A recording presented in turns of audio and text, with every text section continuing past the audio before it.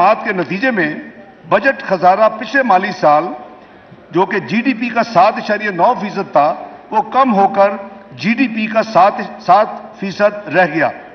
اسی طرح بجٹ خسارے میں ایک سال میں جی ڈی پی میں تقریباً 1% کی کمی واقع ہوئی۔ یاد رہے کہ خسارے میں یہ کمی انٹرسٹ ایکسپینڈیچر میں ہوش ربا اضافے کے باوجود کی گئی، یعنی اگر انٹرسٹ ایکسپینڈیچر ریئلسٹک اور ریزنیبل ہوتا تو یہ کمی اور زیادہ ممکن تھی کہ 2% شاید آپ آسانی سے اچیو کر لیتے، جبکہ پرائمری ڈیفیسٹ کو صرف ایک سال کی مدت میں 3.1% جی ڈی پی کا اس کو کم کر کے 0.5% یعنی ½ یعنی لایا گیا۔ اس طرح 3.1% جو پرائمری ڈیفیسٹ تھا اس میں 2.6% آف جی ڈی پی میں کی کمی ہوئی۔ جناب اسپیکر، یہ بات روز روشن کی طرح عیاں ہے کہ آج کی معاشی صورتحال اور عام آدمی کے لیے مشکلات پی ٹی آئی حکومت کی غلط معاشی پالیسیوں، بدعنوانیوں اور ناکامیوں کا نتیجہ ہے۔ مجھے امید ہے کہ پاکستان کی عوام اس بات سے پوری طرح آگاہ ہو چکے ہیں کہ موجودہ معاشی مشکلات اور مہنگائی کی مکمل ذمہ دار ماضی کی گزشتہ حکومت ہے۔ یہ سلیکٹڈ حکومت نے اپنے سیاسی مفادات کو قومی مفادات پر ترجیح دیتے ہوئے ملک کی معیشت کو شدید نقصان سے دوچار کیا۔ جناب اسپیکر، وزیر اعظم شہباز شریف کی دور اندیش قیادت میں حکومت نے مشکل ترین حالات میں حکومت کی بات دوڑ سنبھالی۔ حکومت نے اپنے سیاسی نقصانات کی پرواہ کیے بغیر ملک کو ڈیفالٹ سے بچایا۔ میری گزارش ہے کہ پاکستان کی عوام یہ پہچان لے کہ کس نے ملک کو بچانے کی کوشش کی اور کس نے پاکستان کو تباہی کی طرف بڑی تیز رفتاری کے ساتھ دھکیلا۔ اس ضمن میں 9 مئی کو رونما ہونے والے المناک، شرمناک، ملک دشمن واقعات کا ذکر کرنا ضروری سمجھتا ہوں۔ سیاسی جماعت کا لبادہ اوڑھے مسلح دہشت گرد جتھوں نے پاکستان کی سالمیت، ساکھ اور قومی وقار کو مجروح کرنے کی گھناؤنی اور منظم سازش کی۔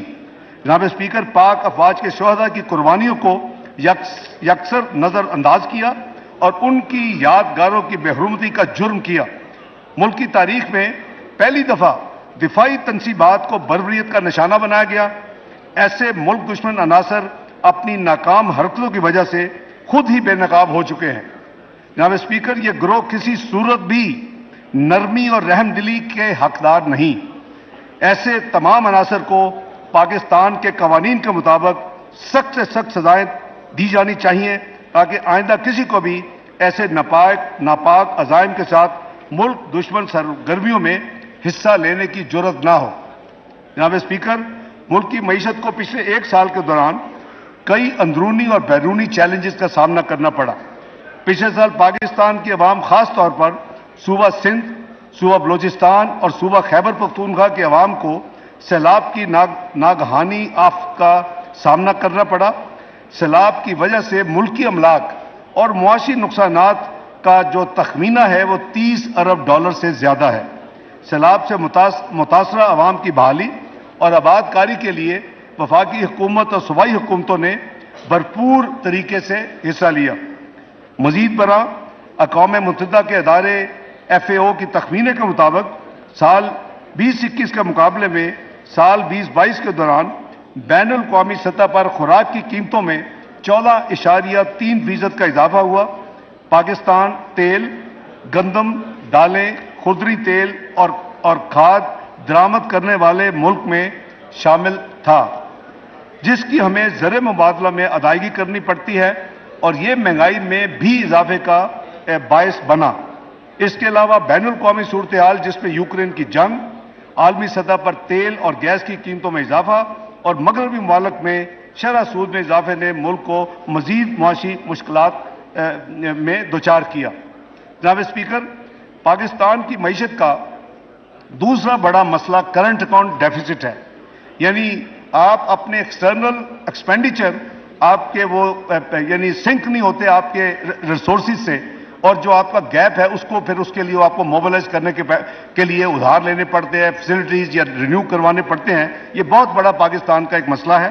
پی ٹی آئی کی حکومت کی وجہ سے مالی سال 2021-22 میں یہ خسارہ $7.5 ارب ہو گیا تھا۔ ان موجودہ حکومت کے بروقت اقدامات سے اس کرنٹ اکاؤنٹ ڈیفیسٹ میں تقریباً 77% کمی آئی. انشاءاللہ مالی سال جو 30 جون 2023 کو ختم ہوگا، اس کے اختتام پر یہ خسارہ کم ہو کر تقریباً $4 ارب رہ جائے گا، یعنی $17.5 ارب سے کم ہو کر یہ $4 ارب پہ یہ خسارہ آ جائے گا. تجارتی خسارہ جو کہ سال 21-22 میں یعنی ٹریڈ ڈیفیسٹ کی اب بات کر رہا ہوں $48 ارب تھا. مالی سال جو رواں مالی سال ہے اس میں تقریباً یہ اماؤنٹ $26 ارب متوقع ہے. اس طرح ایک سال میں ٹریڈ ڈیفیسٹ یعنی تجارتی خسارے میں تقریباً $22 ارب کی کمی لائی گئی ہے. کرنٹ اکاؤنٹ ڈیفیسٹ اور تجارتی خسارے میں کمی لاتے ہوئے حکومت نے حتمی کوشش کی کہ صرف لگژری گڈز اور دیگر غیر ضروری درآمدات کو یعنی امپورٹس کو روکا جائے تاکہ ملک کی معاشی پیداواری صلاحیت میں کم سے کم منفی اثرات ہوں. جناب اسپیکر، موجودہ مخلوق حکومت کے مشکل فیصلوں کی وجہ سے الحمدللہ ملک ڈیفالٹ سے بچ گیا اور زر مبادلہ کے ذخائر میں گراوٹ کے جو سپیڈ تھی اس کو کم کیا گیا. حکومت نے IMF پروگرام کے نویں جائزے کی تمام شرائط کو پورا کر چکی ہے. IMF پروگرام حکومت کی ترجیح ہے، اس لیے حکومت باقاعدگی سے IMF سے مذاکرات کو جاری رکھے ہوئے ہے. ہماری حد المقدور کوشش ہے کہ جلد سے جلد سٹاف لیول ایگریمنٹ دستخط ہو جائیں اور پروگرام کا نواں جائزہ IMF کے بورڈ میں مکمل ہو. جناب اسپیکر، حکومت کو عوام کی مشکلات کا اندازہ ہے اور اس کی ہر ممکن کوشش ہے کہ عوام کو ریلیف دینے کے زیادہ سے زیادہ اقدامات کیے جائیں تاکہ عوام کو مہنگائی کے اثرات سے بچایا جا سکے. مہنگائی کو مدنظر رکھتے ہوئے حکومت نے چند ماہ پہلے بے نظیر انکم سپورٹ پروگرام کے تحت دیے جانے والے کیش ٹرانسفر یعنی جو ہم کیش ہیلپ کرتے ہیں اس کی شرح میں 25% اضافہ کیا اور بسپ کے بجٹ کو 360 ارب سے بڑھا کر 400 ارب روپے کر دیا تھا. اس کا اطلاق جناب اسپیکر 1 جنوری 2023 سے کر دیا گیا اور جو ریسیپینٹس ہیں بینیفیشریز ان کو بیک ڈیٹ سے وہ رقوم مل چکی ہیں. جناب اسپیکر، پنجاب اور خیبر پختونخوا میں وزیر اعظم شہباز شریف کی نگرانی میں مفت آٹے کی تقسیم کا پروگرام یعنی مرتب ہوا اور اس پہ عمل درآمد ہوا. اس کے علاوہ وفاقی حکومت کی طرف سے یوٹیلٹی سٹورز کارپوریشن کے ذریعے عوام کو سستی یعنی مارکیٹ پرائس سے کم قیمت کے اوپر جو اشیاء فراہم کی گئی اس کے لیے حکومت نے 26 ارب روپے خرچ کیے. پچھلے ایک ماہ میں جناب اسپیکر حکومت نے 2 مرتبہ پیٹرولیم مصنوعات کی قیمتوں میں کمی کی. نتیجتاً پیٹرول کی قیمت میں 20 روپے، ڈیزل کی قیمت میں 35 روپے اور لائٹ ڈیزل کی قیمت میں 17 روپے کمی کی گئی. امید ہے اس کے نتیجے میں مہنگائی میں کمی آنی چاہیے. جناب اسپیکر، جولائی 2022 سے اب تک حکومت ماضی کے تقریباً $12 ارب کی بین الاقوامی قرضہ جات کی ادائیگیاں کر چکی ہے اور تمام تر بیرونی ادائیگیاں الحمدللہ بر وقت ہو رہی ہیں. اس کے باوجود ملکی ذخائر جو ہیں وہ قریباً $9 ارب 34 کروڑ کے قریب ہیں اور انشاءاللہ اس میں توقع کی جا رہی ہے کہ آنے والے مہینوں میں اس میں بہت بہتری آئے گی. حکومت نے دوست ممالک اور ڈیولپمنٹ پارٹنرز کے ساتھ بھی بہتر تعلقات قائم کرنے کے لیے کافی اقدامات اٹھائے ہیں جو کہ پچھلے چند سالوں میں تنزلی کا شکار ہو گئے تھے. اس میں کریڈٹ میاں شہباز شریف کی پرو ایکٹیو ڈپلومیسی کو جاتا ہے اور اس سے میں سمجھتا ہوں کہ معاشی بحالی میں بہت مدد ملے گی. حکومت نے غیر ملکی زر مبادلہ کی غیر قانونی ترسیل کو ختم کرنے کے لیے بھی کافی انتظامی اقدامات اٹھائے ہیں جس کے مثبت نتائج الحمدللہ ظاہر ہو رہے ہیں. جناب اسپیکر، موجودہ حکومت نے زرعی شعبہ پر سیلاب کے تباہ کن اثرات اور مجموعی مشکلات کو دور کرنے کے لیے 2000 ارب روپے سے زائد کسان پیکج دیا.